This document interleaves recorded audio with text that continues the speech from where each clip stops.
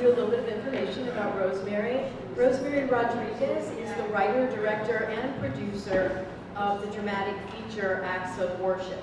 It was a Sundance Film Festival, American Spectrum, and Independent Spirit Award nominee. She is the director, producer of a foster care documentary, which is a work in progress. It's called Emancipated at 18, about kids who age out of the system at 18. She is also director of TV one-hour dramas, including Without a Trace, Law and Order, Third Watch, Canterbury's Law, and the first female director hired on Dennis Leary's Rescue Me. Please welcome Rosemary. Let's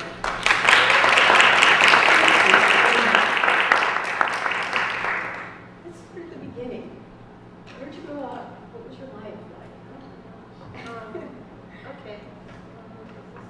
I grew up in New Hampshire, went to college in Vermont for a couple of years.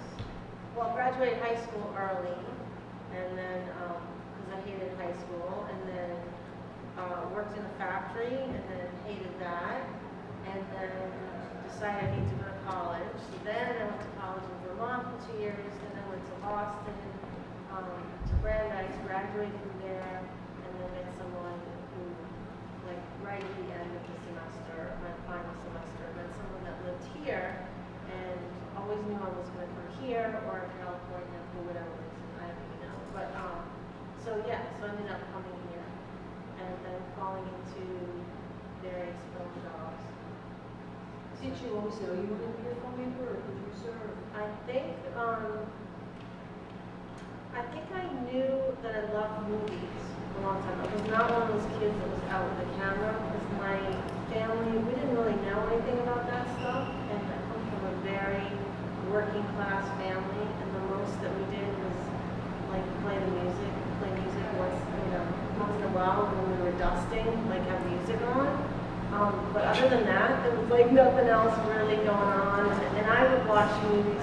In New Hampshire, there was not much, there were no movie theaters. We lived like far away from everything, so, it was a 4 o'clock movie on after school, so I loved watching, like Niagara, like the old Hollywood movies at 4 o'clock. So that's my first sort of introduction to movies, was watching them and doing my homework.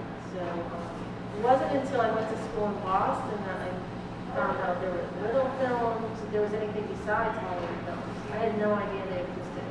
And foreign films, and at the time it was like movies like Cutter's Way, and just things I was exposed to, like a whole other world.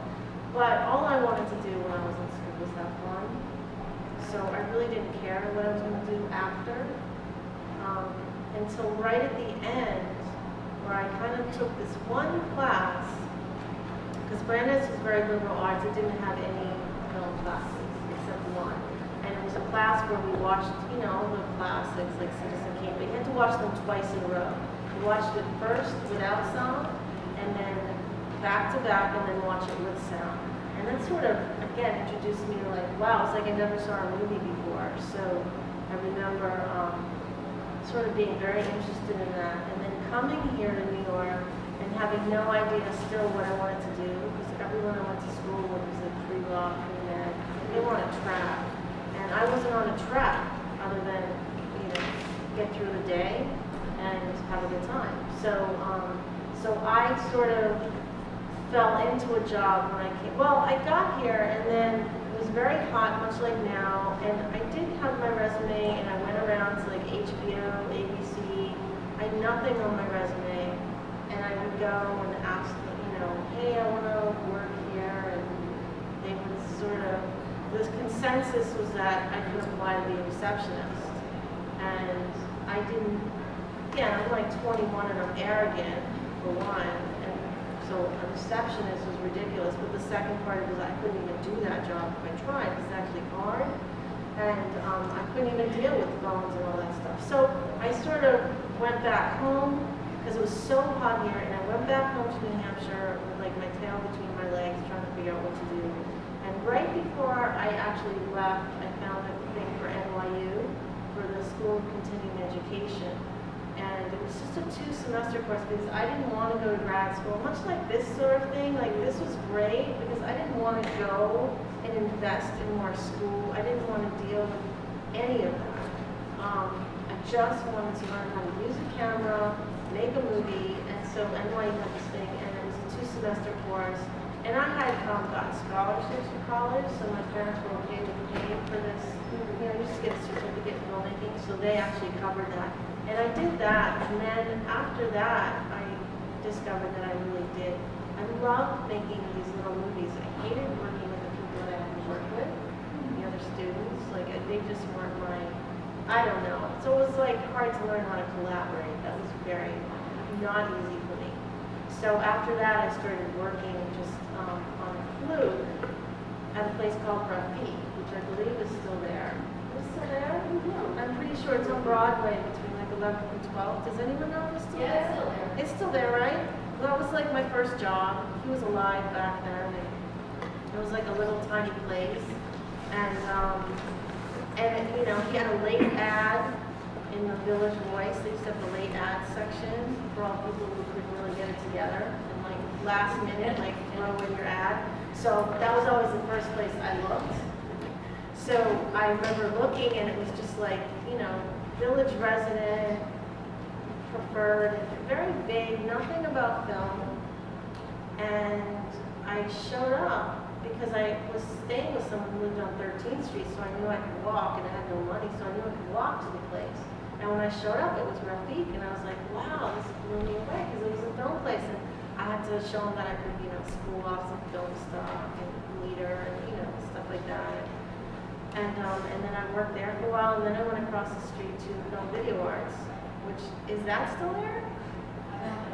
I don't know if that's, it's probably not there. I think it sort of went under, because that was a nonprofit place that rented equipment. You know, these places were cool for me because I was just learning about New York, and at that time, you know, Spike Lee used to come in, Vin Vendors used to come in, Robert Frank used to come in, like George Kuchar, like all these people, you know, I was just learning about them, and I thought it was very, very interesting place to kind of come up. And I'm grateful because I really worked my way up for many, many years. You had all these little jobs on films. You even Yes. worked on Mira Nair's movie, right? I did. You did sound or How something? did you know that? I think it's on your IMDb page. Oh my God! Wow, that's a trip. Yeah, that was yeah, on Salon Bombay. I did assistant sound editing. Yeah, I just worked for a long time, and I remember somewhere after a couple of years of working, going to a screening in the East Village of Baby It's You, and John Sayles was there, and one of my friends somehow worked for him or knew him, and we ended up walking him to his car after the screening. And I remember talking to him at the time I was editing, and telling him, you know, I really want to be a director, and so he was asking me questions, and I was telling him I was editing and stuff. He's like, well, if you want to be a director, then you need to just direct. And that was like, oh my God, how can I do that? That's crazy. You know, it took me years, a lot of years before I actually did do that. But his words always stuck in my head. You know, just sort of be able to find your voice and do it, which I wasn't ready for that. Well, would you suggest that to these young directors? Absolutely. Because what I would do is like get the camera. I was always like, you know, I was with the camera all the time, but I was, you know, following, like, you know, my boyfriend was in the band, the East Village band, you know, that stuff, and like following him around the camera all the time. Like I was always doing little things, but, you know, they were little things that I sort of dismissed and didn't really consider real on any level. Had I considered them real, I probably would have empowered myself to actually say, yeah, I'm a director, but, you know, I wasn't prepared for any of that. So that's like another story. That's the story of the movie. I'm just kidding. We'll get there. Do you guys have questions right now? Because we have a lot to talk about. Thanks. It's Rosemary's husband. She gave my hand.